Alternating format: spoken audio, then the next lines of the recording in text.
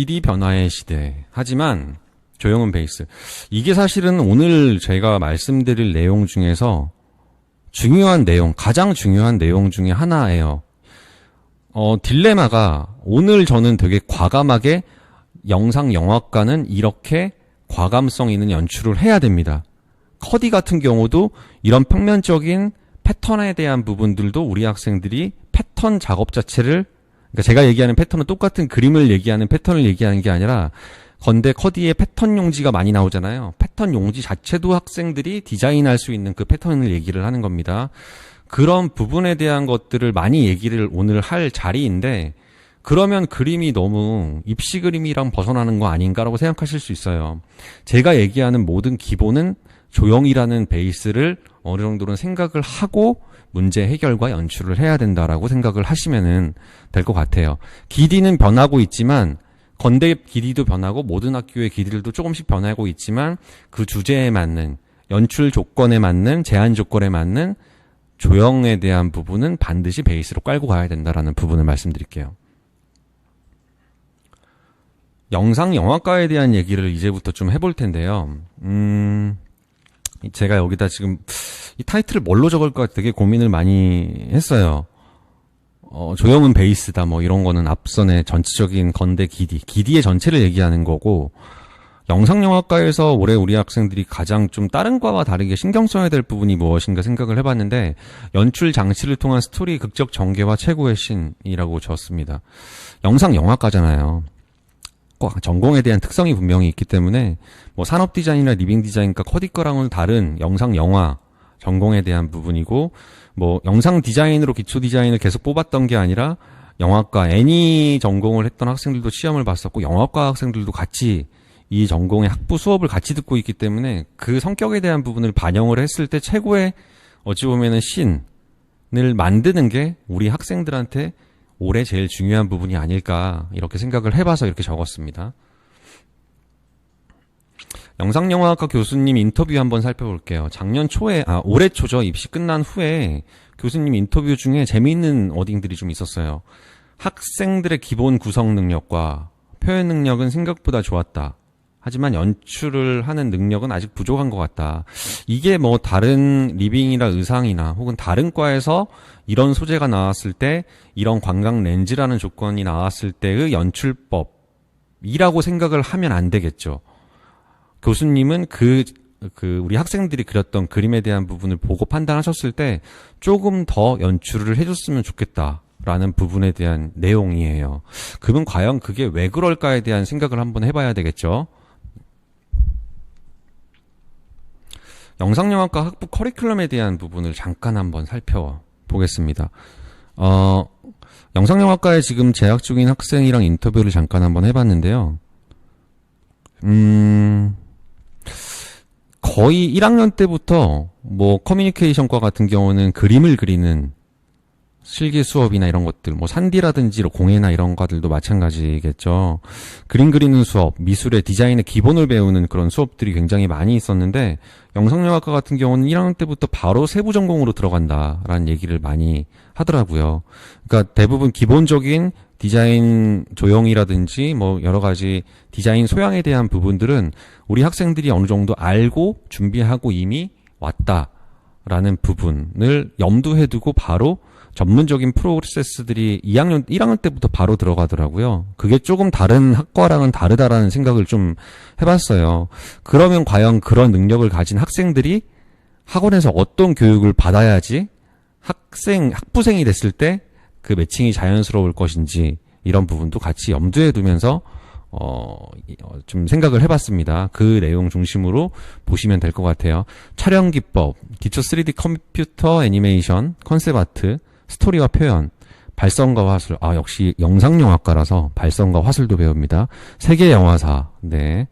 사운드 디자인, 스토리텔링, 기초 연기, 캐릭터 디자인, 라이프 드로잉, 3D 라이팅, 이렇게 쭉 나와 있습니다.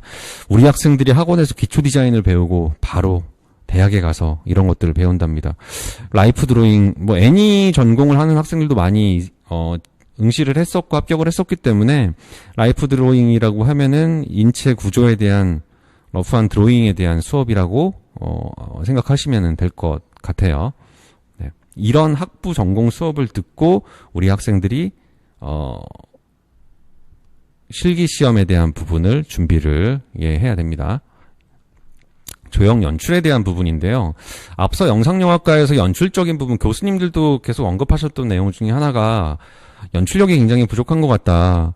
기디의 조형의 연출은 어느 정도 되어 있지만 조금 더 그걸 극적으로 보여줄 수 있는 연출력은 좀 부족한 것 같다라는 얘기를 하셨거든요. 이 지금 보시는 자료가 영화 1917, 우리 학생들 보신 분들도 있을 거라고 생각을 합니다. 1917의 한 장면이에요. 그래서 뭐 세계 제1차 세계대전에서 독일군과 영국군의 어떤 그 전쟁의 상황에 영국군 장군이 위험에 처해 있는 상황을 지금 뭐 전쟁에 대한 부분, 그 공격에 대한 부분은 중단시켜라라는 그런 메시지를 가지고 우리 영국군이 전장에 뛰어드는 상황이죠. 그러니까 그걸 모르고 있는 우리 영국군은 앞쪽으로 전진을 하고 있는, 공격을 하고 있는 상황이고, 아이러니하게도 그 전쟁의 상황을 막으려고 하는 우리 주인공은 반대편으로 뛰고 있는 그런 상황입니다. 되게 아이러니하죠. 하지만 되게 극적으로 이 연출들이 들어와 있다라고 보시면 돼요.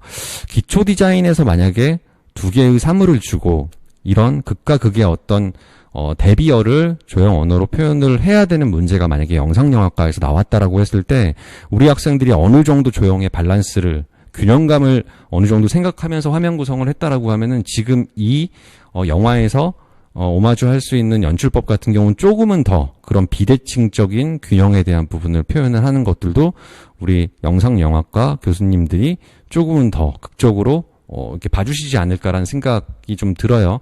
연출을 하는 다양한 방법 중에서 하는 방법에 대한 얘기를 좀 해드렸습니다. 광각렌즈, 작년에 사실 정시에서 나왔던 문제, 건대 모든 과 중에서 사실은 이거 되게 재밌을 것 같다라고 생각했던, 연구 대상이다 라고 생각했던 문제 중에 하나였어요. 출제된 사물은 평범했는데 광각렌즈로 바라본 세상에 대한 공간성을 표현해야 되는 문제였죠. 광각렌즈 다시 한번 살펴보면은 4.5점 투시, 단점은 왜곡이 너무 강해서 디자인 그림에서 잘 쓰이지 않는다. 애니전공 극적 연출을 위한 필수 투시 기법, 초광각, 어안렌즈 이렇게 적혀 있는데 애니하는 학생들은 사실 공간에 대한 부분을 1점, 2점, 3점 투시만이 아니라 4.5점 투시까지도 같이 학원에서 배우고 작품으로 진행을 합니다. 근데 기초 디자인하는 학생들 같은 경우는 사실은 3점 투시를 거의 기본으로 하고 있죠. 제한 조건이 광각 투시였으면은 4점과 특히 이제 5점 투시에 대한 부분도 어느 정도 우리 학생들이 이해하고 있었으면은 조금 더 그런 좀 더 광활한 공간에 대한 표현이 이루어지지 않았을까에 대한 아쉬움이 조금은 들었어요. 광각 렌즈가 사실은 뭐 50mm로 바라봤을 때, 50mm 렌즈로 바라봤을 때는 실제 우리가 바라보는 현선과 크게 차이는 없는데 18mm나 20mm 정도로 광각 렌즈로 바라보게 되면은 그 굴절에 대한 부분, 그러니까 왜곡에 대한 부분들이 좀 심하게 보여지는 편입니다. 평가가 끝난 후에 교수님이 그런 얘기를 하셨다고 해요. 우리 학부생들한테. 실제 이 주제와 좀 근접하게 주제에 맞게 그린 학생들은 5% 미만이었던 것 같다. 아마도 이 얘기가 아닐까 싶어요. 교수님이 생각하시는 광각에 대한 부분은 조금 더 왜곡에 대한 부분도 잘 보여질 수 있는 좀 더 극적으로 연출한 그림이길 원하셨던 것 같은데 아직 우리 기초 디자인 했던 학생들은 그런 부분들이 좀 부담스러웠겠죠. 이렇게 왜곡을 심하게 했을 때 이게 문제가 되지 않을까? 선생님들 생각도 나고, 야, 너무 크게 오버하면 안 돼. 형태 투시감도 너무 심해지면은 건대는 싫어해. 뭐 이런 얘기들이 귀에서 계속 맴돌다 보니까 그런 부분에서 우리 학생들이 좀 소극적으로 연출하지 않았을까라는 생각을 좀 해봤습니다. 재현작들만 봐도 사실 그런 광각에 대한 부분이 그렇게 적극적으로 보여지는 그림들은 많지 않았거든요. 네. 주제에 대한 부분은 제가 아까 잠깐 살펴드렸듯이 쭉 보시면 될 것 같아요. 광각렌즈에 대한 설명이고, 광각렌즈로 본 공간에 대한 부분을 표현하시오라는 문제였습니다. 그림으로 바로 한번 잠깐 살펴볼게요. 지금 첫 번째 그림 같은 경우가 이제 광각렌즈로 한 그림이죠. 작년 주제로. 두 번째 그림은 학생들한테 제가 5점 투시로 표현을, 그러니까 5점 투시라는 개념을 설명을 하고, 소재를 지금 원형과 육면체 선재라는 소재를 가지고 한번 수업을 잠깐 해봤던 그림 중에 하나예요. 역시나 5점 투시에 대한 부분이 아직 이해도가 조금은 부족한 것 같아요. 이게 5점 투시가 사물을 통해서 표현이 될 수도 있겠지만 쉽게 얘기하면 5점 투시라는 거는 지구를 저 멀리서, 지구가 굉장히 작게 보이는 저 멀리 우주에서 지구를 바라봤을 때의 건물과 어떤 대륙 형태라고 보시면 되거든요. 그러려면은 점이 5개여야 되고 그 양 5개의 점으로 투시감이 생겨서 형태에 대한 부분이 점점 왜곡이 생기는 부분을 5점 투시라고 얘기할 수 있는데, 그런 것들이 이제 저런 딱풀이라든지 그 사물로 표현이 되는 부분도 있겠지만 지금 제시된 선재를 가지고 표현이 되는 부분들이 사실은 5점 투시를 상징하기에는 굉장히 좋은 방법 중에 하나거든요. 근데 그런 부분들이 아직은 조금 미숙하게 되어 있는 그림이라고 보여져요. 그것만 표현이 됐다라고 하면 5점 투시처럼 조금 더 초광각에 대한 부분이 같이 연출이 됐을 수 있겠다라는 생각이 좀 들었습니다. 제일 오른쪽에 있는 자료 같은 경우는 원형 어안 렌즈 효과에 대한 부분을 일단은 좀 예시로 좀 든 그림이라고 보면 될 것 같습니다. 주제가 예를 들어서 혹은 이건 영상 디자인과에 한해서 말씀을 드리는 거예요.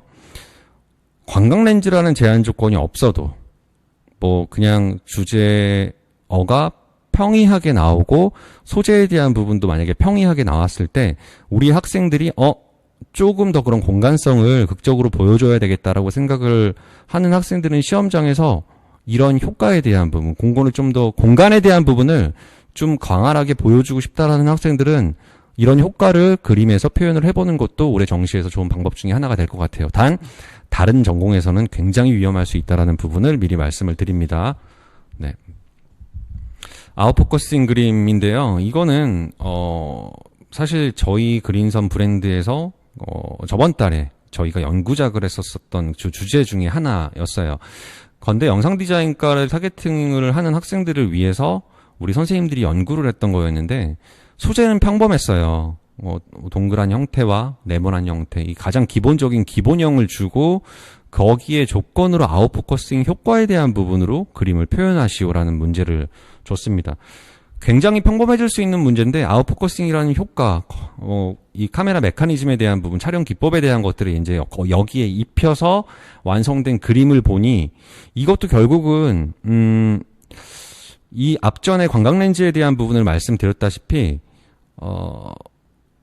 평범한 소재가 나왔을 때 이거를 어떻게 영상 영화과 교수님들한테 어필할 수 있을까에 대한 그림에 대한 장치, 이거를 얼마큼 더 극적으로 연출할 수 있을까에 대한 부분을 그림으로 다시 한번 바꿔줄 수 있는 그런 기법이라고 보시면은 될 것 같아요. 다른 주제가 나오더라도 이런 기법들을 초근경이라든지 아니면은 저 뒤에 있는 원경이라든지 아니면 원경에서부터 이동하고 있는 주제부의 물체에 어찌 보면 공기원근법에 대한 개념을 조금 더 극하게 표현을 하는 그런 어떤 기법으로 표현을 해보는 것도 저는 권해드리고 싶습니다. 예. 물론 커디과에서 이렇게 갑자기 막 아웃포커싱 효과가 있다라는 거는, 그건 효과를 준다라는 거는 조금, 커디과 교수님들이 보시기에는 조금, 이해하기 힘든 효과라고 보여지기도 할 거예요. 근데 이거는, 아웃포커싱 효과는 건대 영상뿐만 아니라 다른 전공에서도, 그리고 특히 이제 뭐 다른 학교에서도, 요즘 사실, 기디의 주제도 거의 평범해지고, 소재도 나올 때만큼 나왔고, 표현 기법도 거기서 거기고, 뭐 이런 똑같은 그림들이 계속 양산되고 있는 상황에서는 저런 그림 자체에서의 아웃포커싱 효과를 주는 방법에 대한 부분들도 어느 정도의 희소성을 볼 수 있는 부분이라고 보여집니다. 이런 것들 한번 적극적으로 표현 시에 활용을 해보시면 좋을 것 같아요. 자, 틈이라는 주제로도 우리 학생들이 한번 진행을 해봤던 주제입니다. 아까 처음에 영상영화과 교수님 얘기하셨던 워딩 중에 지금 계속 누차 강조하고 있는, 반복되고 있는 내용 중에 하나가 연출이라는 키워드예요. 어떻게 하면은 평범한 주제를, 평범한 소재를 어떻게 극적으로 좀 더 연출할 수 있을까에 대한 지금 포커스로 계속 얘기를 나누고 있는데, 주어진 사물이 지금 이 문제 같은 경우는 스티로폼, 기아 도형의 스티로폼이었어요. 되게 기본형의, 그리고 어찌 보면 되게 그 자체로 안정되어 있는 그 기아 도형으로 틈이라는 조건으로 제한 조건으로 우리 학생들 그림을 진행을 시킨 거였는데, 그러다 보니까 빛에 대한 부분을 조금 더 새롭게 해석을 해야 될 필요가 있겠구나라는 생각을 했습니다. 좀 더 극적인 표현을 위해서.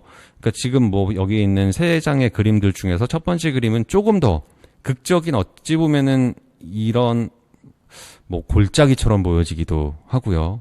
되게 거대한 협곡을 지나가고 있는 뭐 그런 공간 상황으로도 보여지기도 합니다. 협곡의 틈 사이로 보여줄 수 있는 연출을 한 거고, 중간에 있는 그림 같은 경우는 이 틈에 대한 부분을 어두운 공간에 한 줄기 빛이 새어나오는 그 틈에 대한 연출을 한 겁니다. 그리고 되게 외로워 보이는 저기 쭈그려 있는 저 세 개의 도형들이 되게 상징적으로 또 그 빛을 받으면서 표현이 되어 있네요. 세 번째 그림 같은 경우는 그 틈이 벌어지고 있는 상황에 대한 것들을 같이 주어진 저 뾰족한 플라스틱 익수시개를 통해서 같이 보여주고 있습니다. 세 개의 연출에 대한 형식은 셋 다 다르기는 하지만 그 부분에 대한 것들을 각자 우리 학생이 잘할 수 있는 방법으로 좀 더 극적으로 연출을 했다라는 부분으로 보시면 될 것 같아요. 하얀 물체이기는 하지만 빛을 어떻게 활용했냐에 따라서 그게 굉장히 어둡게 표현이 될 수도 있다라는 부분. 이게 예를 들어서 커디과에서 하얀 물체를 줬는데 거의 블랙에 가까운 물체로 색상에 대한 변화를 줬다라는 거는 조금 위험할 수 있는데, 영상영화과라는 전공의 특성상 이 부분까지는 어느 정도 괜찮을 것 같아요. 물론 빛에 대한 연출이 굉장히 강조가 돼야 되겠죠. 빛과 그림자라는, 지금 빛이라는 키워드가 계속 같이 연결이 돼서 나오고 있죠. 기초 디자인 그림이 계속 같아지고 있다라는 부분은 여러 가지 어떤 소재의 뭐 공통점도 있고 주제어도 비슷비슷하게 나오고 있고, 그리고 구도에 대한 부분도 비슷하기 때문에 계속 같아지고 있다라는 생각이 들기도 하지만, 가장 큰 건 그건 것 같아요. 빛에 대한 부분을 거의 같은 위치에서 같은 세기로 빛을 표현을 하고 있다라는 부분이 기초 디자인에서 가장 흔하지만 가장 많이 쓰는 방법 중에 하나겠죠. 그러다 보니까 그림이 같아지는 부분도 있거든요. 빛을 예를 들어서 여기 지금 빛과 그림자라는 제한 조건을 줬듯이 되게 어두운 빛에 한 줄기 빛이 나오고 있는, 어두운 공간에 한 줄기 두 줄기 빛이 나오고 있는 그런 상황으로 연출을 할 수도 있을 것이고, 다음 페이지 한번 볼게요. 연결돼서 보면은 빛의 색상을 달리할 수도 있을 거예요. 이거는 제가 한 3년 정도 전에 갔던 전시, 러브 오브 라이트라는 전시에서 제가 사진 찍은 건데, 작년에도 다시 전시가 있었어요. 이 전시는 CMYK 전구를 가지고 사물을 비췄을 때 보이는 다양한 색조에 대한 표현을 한 전시였습니다. 다른 전공에서는 이 빛에 대한 사실 빛에 대한 색상을 교수님들이 문제에 적어주진 않으셨거든요. 빛은 무슨 색으로 해라.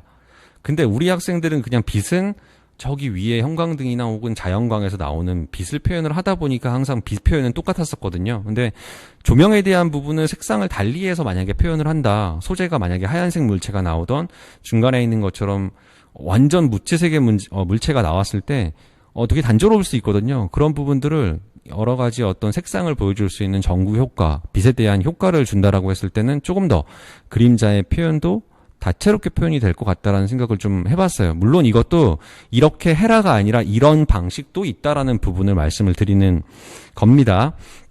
요즘에 그림자 표현들을 많이 하거든요. 한 몇 년 전부터. 왜?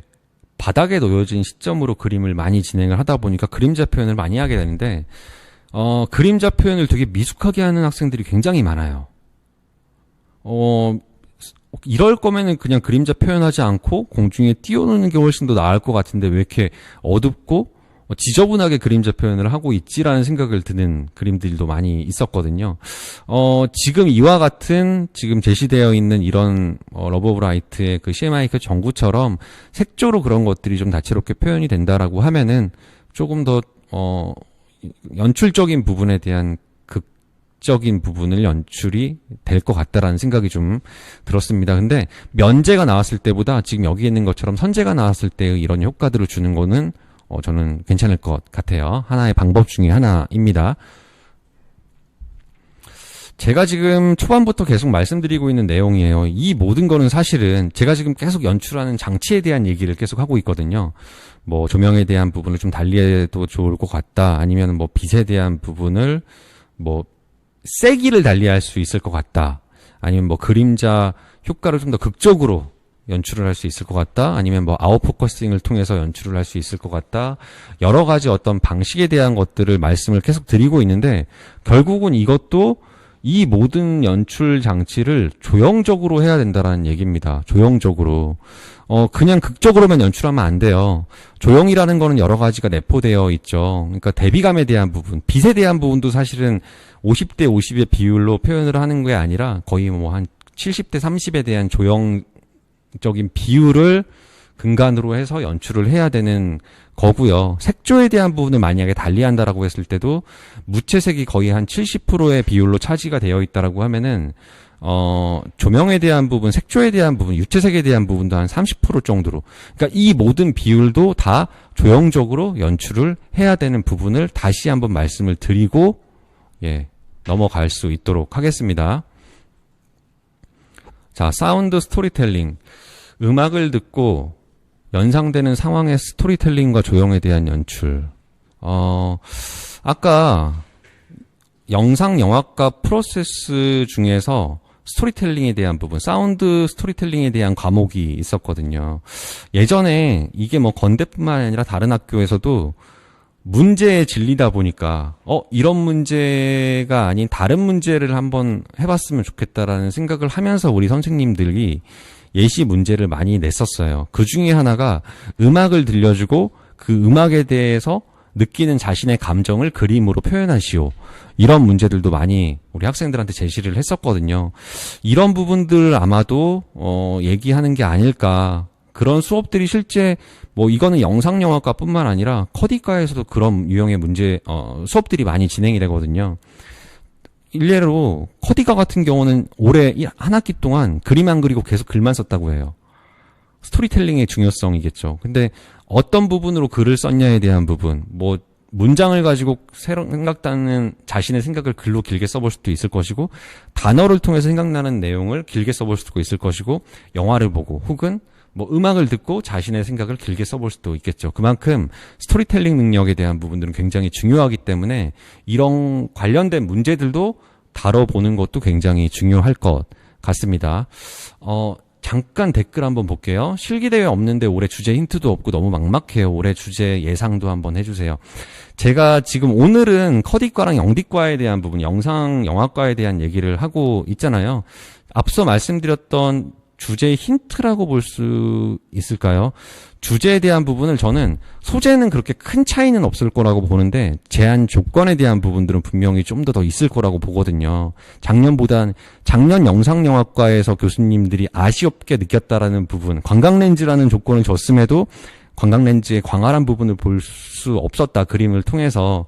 그러면 조금은 더 그런 투시감을 더 과감하게 줄 수 있는, 아까 제가 소개해드렸던 뭐 5.투시라든지 아니면 다시 한번 뭐 어안렌즈라든지 이런 조건을 더 딥하게 들어갈 수도 있을 것 같고요. 그리고 뭐 말씀드렸던 음악이라든지 뭐 이런 스토리텔링을 할 수 있는 문제들을 좀 더 길게, 작년 건대 공모전에서 나왔던 것처럼 스토리텔링이 충분히 가능한 그런 텍스트들을 학생들한테 제시할 수도 있을 것 같다는 생각을 좀 해봤습니다. 자, 앞서 말한 장치들과 조형을 연결할 수 있는 참고 자료들은 어떤 게 있을까요? 사실 제가 지금 전시를 보면서 느꼈던 이런 것들, 우리 학생들한테 도움이 될 만한 것들이다라고 생각되는 것들을 지금 소개를 해드린 거잖아요. 그림보다는 다양한 전시를 좀 많이 봐보세요.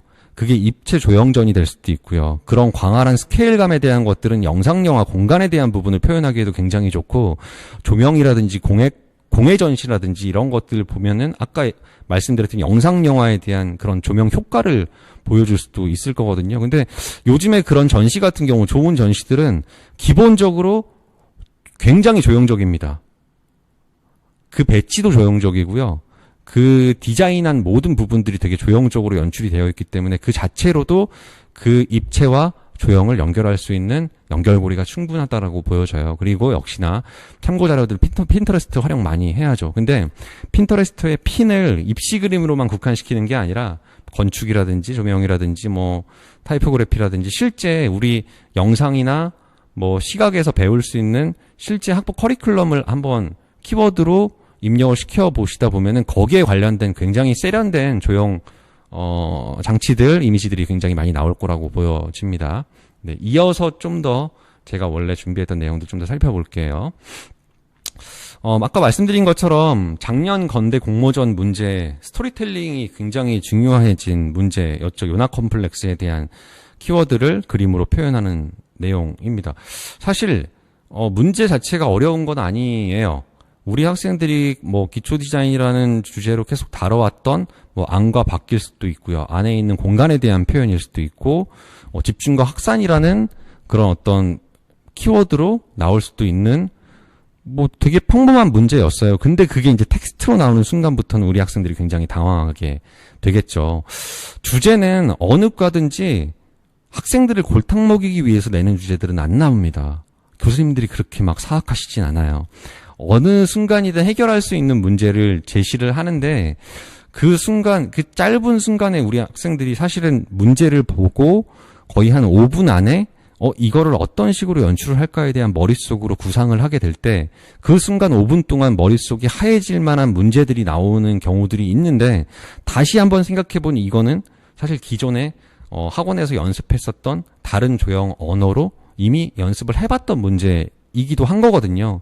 그러니까 그런 것들을 다시 한번 되살펴보면은 사실 그렇게 크게 어려운 문제로 나오지는 않을 겁니다. 근데 여기 밑에 지금 써있네요. 사운드 스토리텔링 정시 주제로 나오면 대박. 이런 주제 나오면 조금 당황할 수 있겠죠. 왜냐하면 이 사운드, 그게 음악일 수도 있고 아니면 어떤 효과일 수도 있겠죠. 그거에 따라서 그거를 전달받는 사람의 각각 다른 감정들이 있을 테니까 만약에 어떤 음악을 듣고 나는 빨간색이 생각이 날 수도 있고 노란색이 생각이 날 수도 있고 다양한 색조들이 생각이 날 수가 있겠죠. 기존의 건대 기초 디자인에서 주어진 색조와 주어진 형태를 그대로 표현해야 되는 문제가 아니라 주관성이 개입이 되면서 그 주관성을 조형적으로 연출하는 문제가 나올 수 있다라는 부분, 이런 주제가 나오면은 조금 학생들은 당황할 수가 있겠죠. 다른 주제에 비해서는. 근데 전 충분히 나올 법하다고 봐요. 리빙이라든지 의상 이런 주제 전공보다는 영상이랑 커디에서는 나올 수 있을 법한 문제이기도 합니다. 예, 다음 페이지. 지금은 2020년입니다. 지금 2014학년도 건국대학교 개최 세미나 강연 내용 중 일부 잘 안 보일 수 있는데요. 2014학년도 건대기초 디자인이 생긴 지 얼마 안 됐을 때 교수님이 실기대에서 이제 수상한 그림들을 쭉 PPT를 만드셔가지고 학생들과 학원 관계자들을 초대하셔가지고 강연을 하셨어요. 그 내용 중에 일부입니다. 공간 처리에 대한 문제, 평면적인 처리도들이 조금 너무 임의적으로 보여진다. 연출력에 대한 문제, 표현의 문제. 지금 두 어떤 그림들이 각각 다른 주제들로 그림들이 이렇게 나와 있는데 극적 연출 효과, 발상 중심의 연출. 2014학년도에는 그런 그림들을 철저하게 배제했습니다. 근데 지금 보시는 그림 그 중간에 있는 그림 중에서 4개의 그림 중에 그 옐로우 밑에 있는 그림 있잖아요. 그 그림들은 지금 보면 어떠세요? 공간감이라든지 특히 그 레이아웃이라든지 이런 부분들이 굉장히 과감하죠. 근데 저 당시 2014학년도에는 그런 그림들이 너무 과하다, 연출이 너무 과하다, 이런 지적을 좀 많이 받았습니다. 그거를 대표적으로 이제 얘기하시는 거죠. 왜냐하면 그 당시에 2014학년도, 13학년도, 15, 16 건대기초 디자인은 그야말로 소재의 어찌 보면 구조와 형태에 치중을 한 현상이라든지 뭐 이런 거에 연출이라든지 현상에 의한 연출이라기보다는 형에 대한, 형상에 대한, 현상이 아닌 형상과 구조, 질감, 이거에 관련된 균형감 있는 기초 디자인을 했던 게 건대 기초 디자인의 시초였거든요. 그러니까 그런 부분에서 조금 다른 그림들은 절대 이런 식으로 하지 말아라 라고 그 자리에서 강조했던 기억이 납니다. 극적 연출 효과, 지금 축구공이 있는 저 그림들 같은 경우도 우측에 있는 하단 그림 같은 경우도 한 2년 정도 전에 발리볼이랑 의자를 주고 실기대회에서 수상한 금상이었는지 은상이었는지 지금 약간 기억이 가물가물한데요. 의자에 대한 부분은 굉장히 크게 확대해서 레이아웃을 잡은 다음에 그 안에 이제 그 볼을 표현한 그림이 있었거든요. 그 그림이 한 4년 정도 후에 실기대회에서 나왔을 때는 금상을 받았었는데 저 당시에는 하지 말아야 될 조건이라고 제시를 했습니다. 지금 2020년도에요. 그로부터 2년이 더 지났습니다. 조금은 더 우리 학생들이라기보다는요, 우리 선생님들이 그 2014학년도에 건대 실기대회 후에 그 교수님이 하셨던 세미나에 대한 내용, 워딩, 하지 마, 이런 거 하지 마, 이런 거에 너무 사로잡히지 않았으면 좋겠어요. 특정 과에 대해서는. 조금 더 그때는 하지 말아야 될 것이 이제는 꼭 해야만 되는 주제에 따라서 꼭 해야만 되는 상황이 연출이 되고 있거든요. 그런 부분들을 다시 한번 영상 디자인과 마무리하면서 말씀을